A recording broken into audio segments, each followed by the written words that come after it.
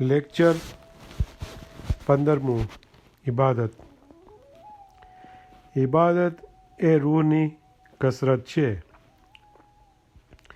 જીવનની મુખ્ય નેમ તથા કર્તવ્ય ઇબાદત છે કે જે ખુદામાં વસલ થવાનો સર્વશ્રેષ્ઠ માર્ગ હુનર છે. કોઈ પણ હુનર જ્યાં સુધી વિધિપૂર્વક અજમાવવામાં ન આવે ત્યાં સુધી તેમાં સફળતા મળતી નથી. હુનર અજમાવતી વેળા જુદા જુદા અખતરા કરવા માટે તેમાં ઝંપલાવનારને નાણાંનો તેમજ સમયનો ભોગ આપવો પડે છે. વળી હિંમત, સંપૂર્ણ ધીરજ તેમજ એકાગ્રતાની પણ જરૂર પડે છે.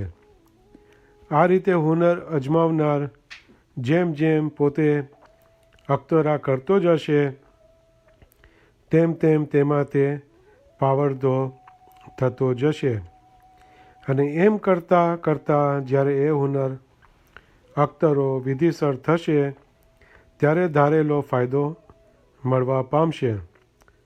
તેવી જ રીતે ઇબાદતરૂપી હુનરથી વસલે હક એટલે ખુદામાં એકરૂપ થઈ શકાય છે.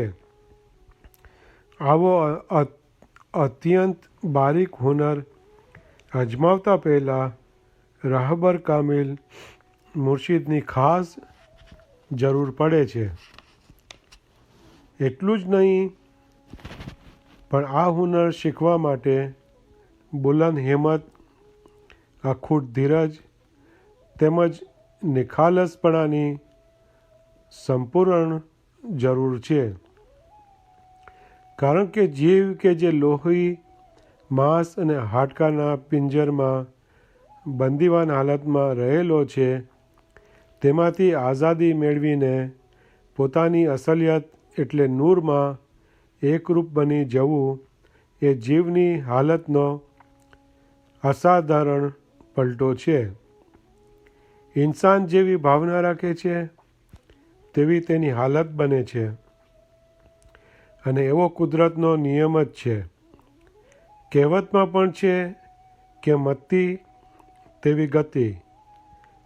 મુર્શિદ મહાબાબે જ્ઞાનશાસ્ત્રમાં આ સંબંધે એક દૃષ્ટાંત આપ્યો છે. સદગુરુ કહે રે ઈડ ભમરી કા પટુંતરા લઈ મંદિરમાં બાહે ભમરી ચટકો જો ઈયળ સહે તો આપ સમાન થાય.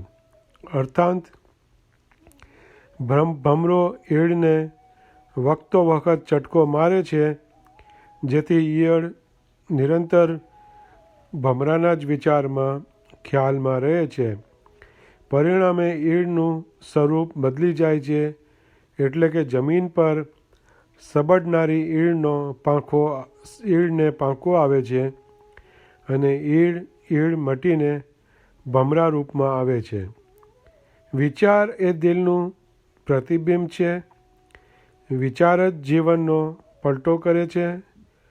મનુષ્યને જન્મ મરણના ફેરામાં ભટકવું પડે છે તેનું કારણ એ જ છે કે આપણા વિચારો જગતની માયામાં ઓતપ્રોત બનેલા રહે છે.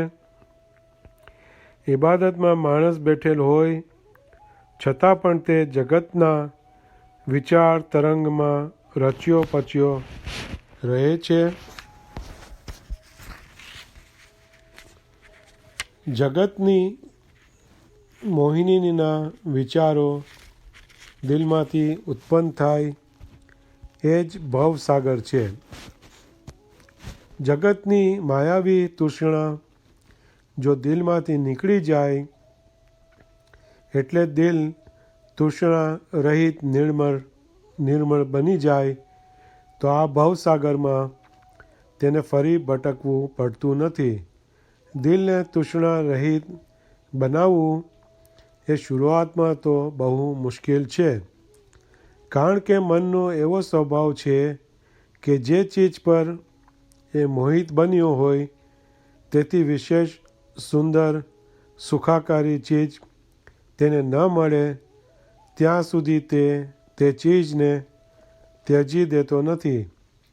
આવી હાલતમાં માણસ જ્યારે ઇબાદતમાં બેસે છે ત્યારે તેનું મન જગત અને ઇબાદત એમ બંને તરફ ખેંચાયેલું રહે છે અને આ રીતે બંને બાજુનું ખેંચાણ થવાથી તે માણસને ઇબાદતમાં મીઠાશ આવતી નથી. એટલું જ નહીં પણ ઇબાદતમાં રસ પેદા ન થતાં તેને કંટાળો ઉપજે છે અને ત્યારે જ તેને ઇબાદત બોજારૂપ લાગે છે. ઇબાદત શરૂ કરતાં પહેલાં ધ્યાનને એકાગ્ર કરવાની તાલીમ લેવી જોઈએ. જગતની તૃષ્ણા દિલમાં રહેવાથી જ ધ્યાન ચલાયમન થઈ જાય છે. અગર ધ્યાન જોઈએ તેવી રીતે એકાગ્ર ન બને તો ઇબાદત કરનારે ખુદાને પોતાની રૂબરૂમાં જ સમજી તેની પાસે નમ્ર યાચના કરી કહેવું કે ખુદાયા, તું દયાળુ અને ઉદાર છે, મારું ધ્યાન અસ્થિર છે, તેને તું સ્થિર બનાવ. આવી તરહની સાચા દિલથી ખુદા પાસે વિનંતી કરવાથી ધ્યાન જરૂર એકાગ્ર બનશે.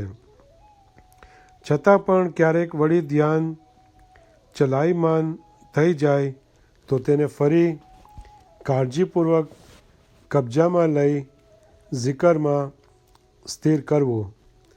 આ રીતે વખતો વખતના પ્રયત્નો પછી ધ્યાન અચળ બનતું જશે. ધ્યાન જ્યારે એકાગ્ર થશે ત્યારે સ્વાભાવિક રીતે ફિલ્ટર થયેલા ચોખ્ખા શ્વાસનો ભરાવો દિલમાં થતો જશે અને ઇબાદત કરનારનું ધ્યાન તે વખતે ઝિકરમાં જ પરોવાયેલું હોવાથી ફિલ્ટર થયેલા શ્વાસના ભરાવાની તેને ખબર રહેશે નહીં. અને જેમ કોઈ પાણીના તળાવમાં ડૂબકી મારે ત્યારે પાણીની અંદર જતાં તેના કાને ઢાક આવી જાય છે અને બહારનો અવાજ તેને સંભળાવવામાં આવતો નથી, તેમ ઇબાદતમાં એકાગ્ર થનારાના કાને ઢાક આવી જાય છે. આ રીતે ધ્યાન, શ્વાસ અને ઝિકર આ ત્રણેયનું દિલમાં મિશ્રણ એટલે કે સોલ્યુશન થાય છે.